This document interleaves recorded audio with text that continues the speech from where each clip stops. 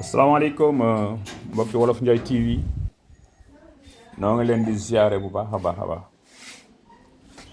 di leen ñaanal un très bon repos dominical. Pratiquement tey noo ngi bëggoon ñëw ci sunu ñeenteelu laaj ci lu wolof di tekki. tey nag ñu bëggoon laaj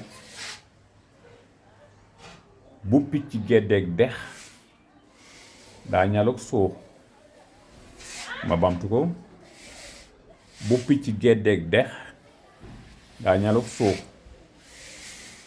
voilà, may laaj sama laaj bu njëkk, lan mooy ñal ngeen faram fàcceel lan mooy ñal lan lay tekki.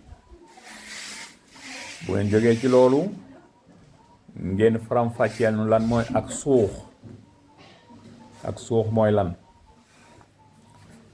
bu ngeen jógee ci loolu ngeen faram fàcceel nu wax bi, tekkil nu wax bi ci wolof ju gën a légère, ju gën a déggu ci nit ñi. bu ngeen ci jógee nag ngeen wax nu lu mu wund. loolu bu la ko wolof waxee lan la bëgg a wax, lan la léebu.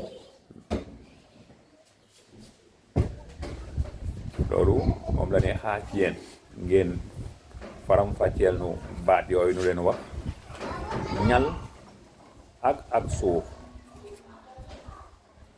faram fàcce wax bi li muy tekki ci wolof yu gën a woyof ci wala yu gën a accessible ci ñi nga xam si seen wolof demewul noonu, mais aussi ngeen wax que signification bi bu la ko wolof waxee lan la bëgg a wax.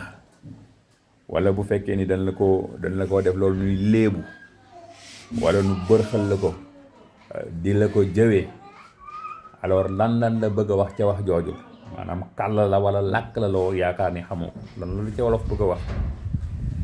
tey loolu lañ indi woon. kon bu picc géddeeg dex daa ñalug suux,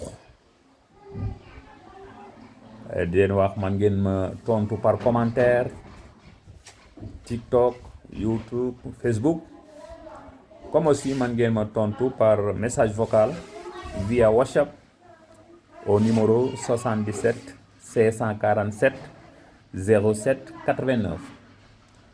Je répète, 77 547 07 89. doo leen ci xaar. ab jongante bu mag la ñu xool ba xam ndax bokk ngeen ci ñi gën a dégg wolof Sénégal waawam déet. jërë ngeen jëf.